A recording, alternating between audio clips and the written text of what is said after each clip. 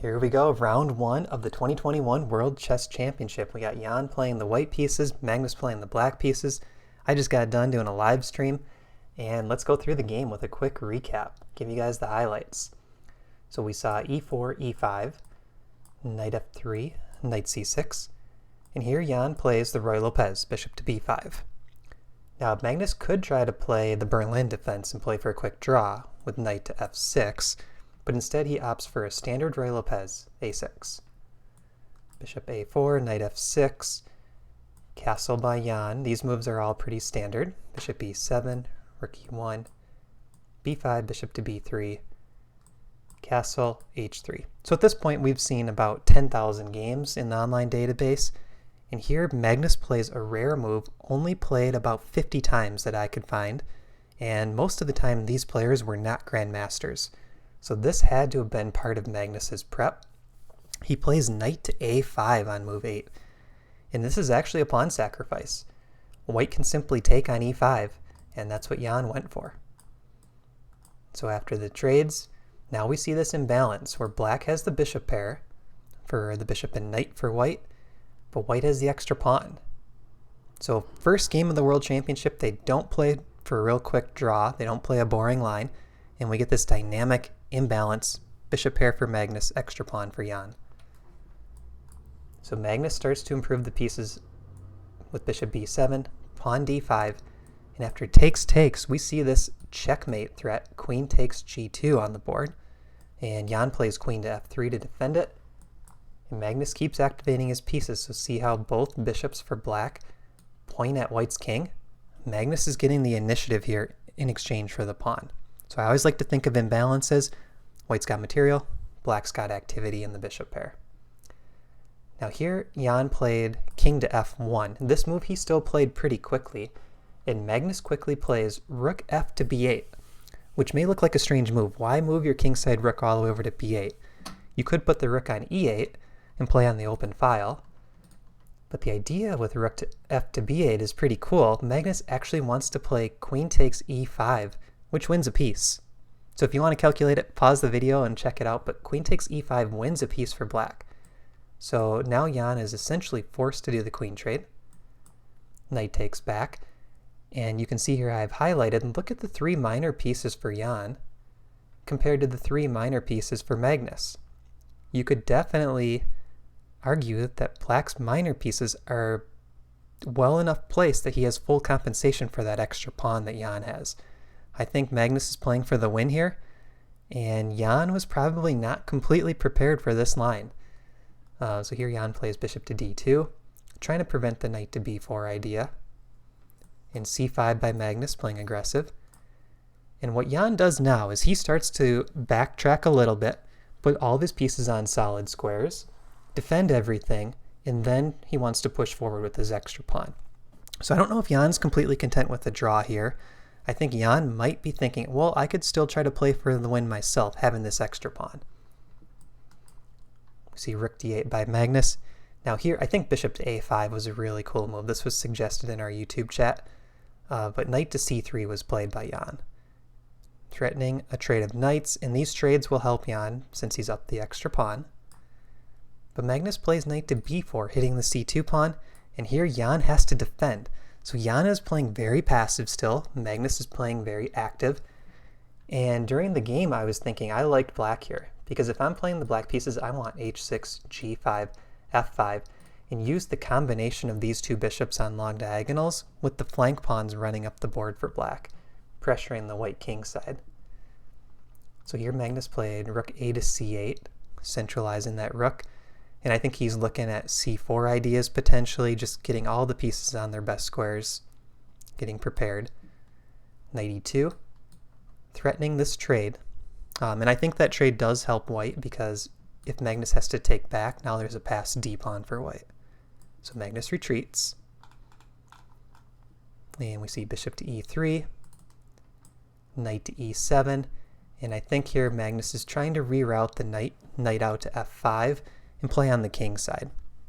So one thing that you want to do here when you're playing with the initiative like Magnus is you want to try to play on both sides of the board, create multiple threats. You don't want the game to get too dry and dull when you're down that pawn. So that's something to keep in mind. And here we had a recommendation in our chat from Safuya, what about bishop to f4? And that's what Jan played. Now I think this is one of the critical points, because Jan doesn't have to play bishop to f4. I think a move like c3 is also good, maybe play for d4 and go that route. But that would give Magnus a lot of play still with these two bishops. So Jan makes a strategic decision here to trade off the bishop pair, but it goes into this line where Magnus is able to damage his pawn structure. And I don't think it's a bad decision by Jan. I think it's just a safer route. He could have maybe kept those bishops on the board and played pawn c3.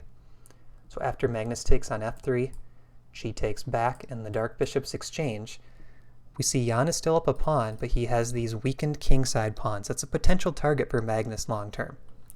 Magnus brings the rook up, rook left, ready to come over to f6 maybe. Rook e1 by Jan, countering on the knight. Knight to f5, and c3. Now this is a critical point coming up. Magnus plays a couple attacking moves. So we saw knight f5 and followed by knight h4. Hitting this f3 pawn, Jan defends it.